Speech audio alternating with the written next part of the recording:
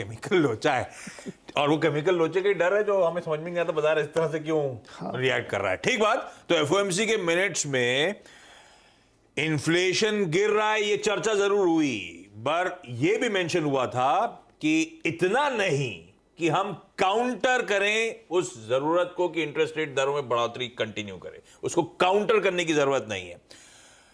उनका मानना था ongoing rate hikes will be necessary, तो वो हॉकिश साउंड कर रहे थे। और अगर आप कुछ पॉज वॉज जो बातचीत चल रही थी नैरेटिव में, उस मिनट्स में कहीं पॉज वर्ड तक का जिक्र नहीं हुआ है।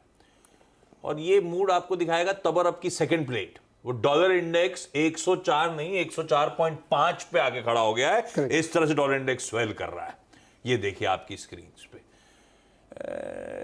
बाकी मार्केट को पता था, वो हम लोग कह चुके थे, इक्विटीज रियलाइज नहीं कर रहे थे इस बात। बिल्कुल रियलाइज करना चाह नहीं रही थी, चाह नहीं रही, मतलब हाँ। एक कई बार क्या होता है, एक आपके सामने कुछ चीज़ होती है लेकिन आप देखना नहीं चाहते। जैसे वो एक हमारे यहाँ कहावत होती थी ना कि जब शुतुरमुर्ग शिकारी को देखता है तो वो सैंड में अपना सर छुपा लेता है, तो उसको लगता है कि शिकारी भी मुझे नहीं देखेगा। तो ये मतलब वो वाली बात थी इसमें बिल्कुल इस समय, या लिक्विडिटी का एरोगेंस। हाँ एग्जैक्टली, जो भी कह लीजिए। अच्छा, इससे ना मुझे बाय द वे एक चीज़ और याद आती है।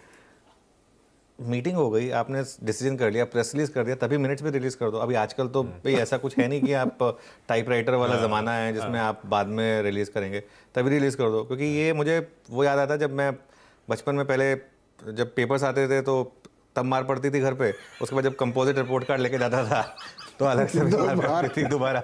मतलब एक साथ ही मैं कहता था टीचर्स को कि एक साथ ही दे दो, क्योंकि पेपर्स वो रिपोर्ट कार्ड अलग से साइन करानी पड़ती। तो इसके लिए खैर पॉइंट ये है कि प्राइस एक्शन जो है यूएस में भी बहुत ख़राब है। और कल का भी भले ही अभी इतनी बड़ी गिरावट के बाद आप नॉर्मली एक्सपेक्ट करते हैं कि मार्केट थोड़ा तो रिकवर करता,